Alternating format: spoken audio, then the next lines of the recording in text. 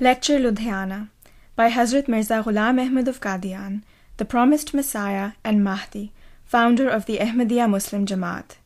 2003, Islam International Publications. Lecture Ludhiana rendered into English from the Urdu original. First edition, 2003, UK. Islam International Publications Limited. Published by Islam International Publications Limited, Islamabad, Sheephatch Lane, Tilford, Surrey, GU 10 2AQ, United Kingdom. Printed in United Kingdom at Rakim Press, Tilford, Surrey. Composed by Raja Ataul Mannan. Publisher's Note. Lecture Ludhiana is the lecture delivered by Hadhrat Mirza Ghulam Ahmad, the Promised Messiah and Mahdi, 1835 to 1905, on 4th November 1905 at Ludhiana, a town in Punjab, India. This lecture is important for a number of reasons, the chief being the presentation of the Ahmadiyya viewpoint on true Islam against the backdrop of persistent disinformation spread by the Muslim clerics and other vested interests. It analyzes in detail the hardship and opposition faced by the promised Messiah, the divine promises revealed to him, and the glorious fulfillment of these promises. It also covers an entire spectrum of other topics, ranging from jihad to the importance of prayer and a detailed analysis of the death and second coming of Jesus, alayhi salam. This English version is being published for the first time. It has been translated from the Urdu translation by Professor Mia Muhammad Afzal and revised and edited by Professor Muhammad Ali Chaudhry and Mr. Kanwar Idris, assisted by Zulkarnain and Raja Ataul Mannan. In this translation, the name Muhammad or his titled Holy Prophet is generally followed by the symbol for the salutation Sallallahu Alaihi Wasallam, meaning may peace and blessings of Allah be upon him.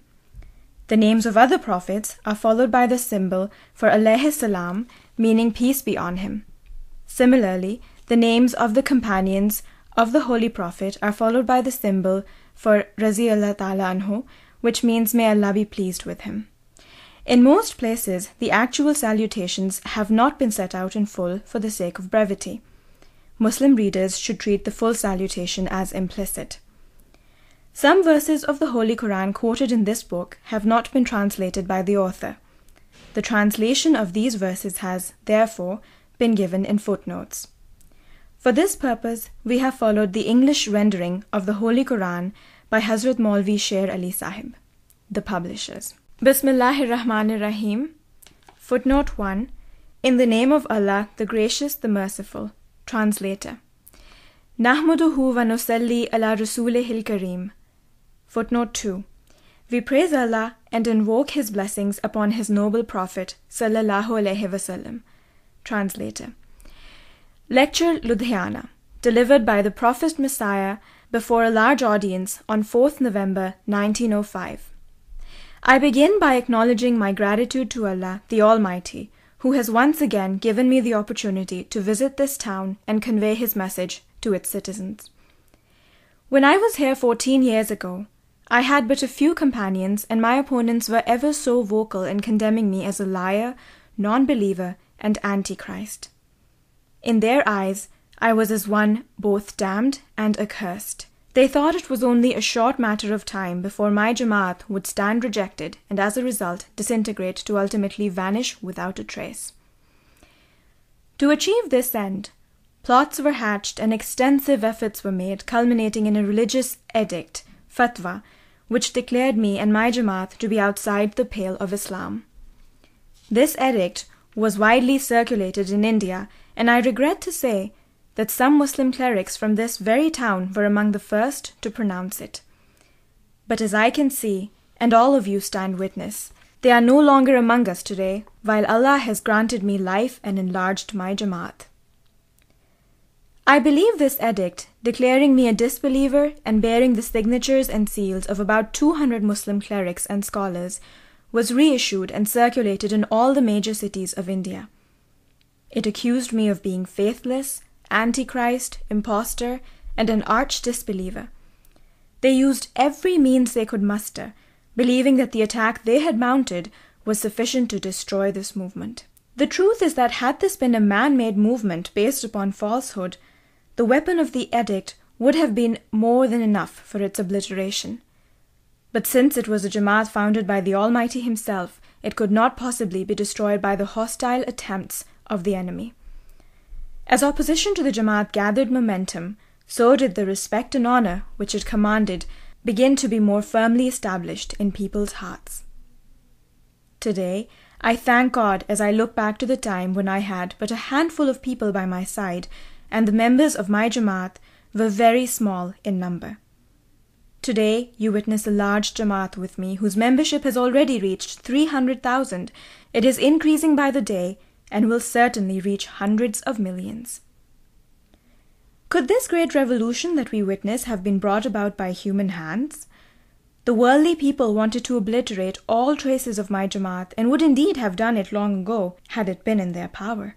But it was the work of God Almighty, and earthly power can never negate what He wills, whereas the plans which the world makes, but God does not countenance, can never succeed.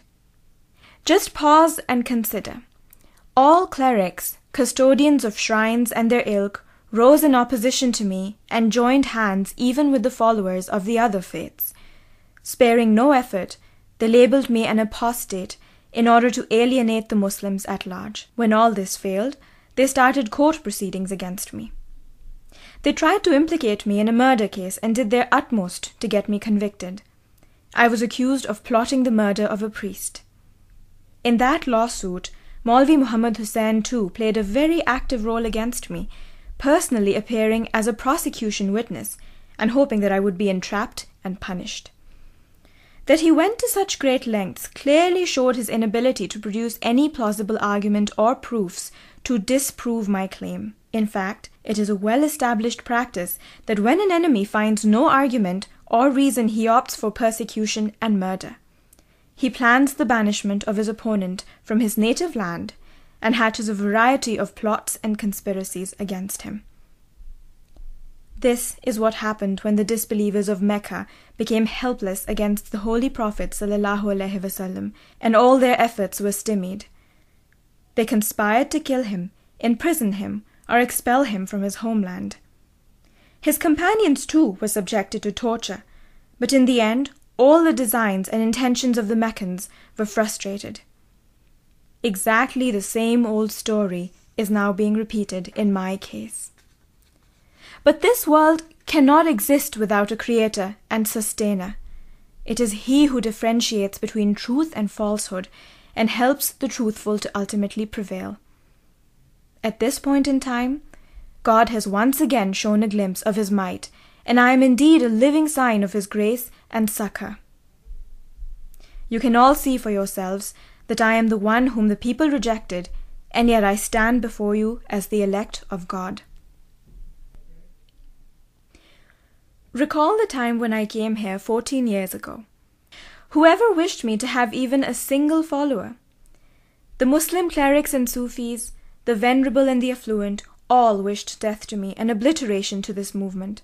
They just couldn't stand it to flourish. But God, who always helps His chosen people and brings victory to the righteous, also helped me. The result, therefore, has been exactly the opposite of what my enemies had schemed and planned.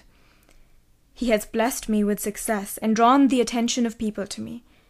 They have come and are coming to me in large numbers, breaking the barriers of opposition and overriding the obstacles that bar their way. Surely this is a point to ponder. Can it be the result of human design and effort that people of influence, who are bent upon the destruction of a person, hatch all kinds of plots and use all possible means to ignite a dangerous fire around him, he still emerges completely unscathed? Of course not, for this indeed is the work of Almighty God, who has always shown such miracles. There is yet another undeniable proof of the truth of my claim. 25 years ago, no one knew my name, nor did anyone come to visit me in Qadian, or even had correspondence with me. Yet in that state of anonymity and helplessness, Allah addressed me in these words: Yatuna min kulli fajjin amik, vayatika min kulli fajjin amik, la tusa'ir لخلق الله ولا تسأم من الناس.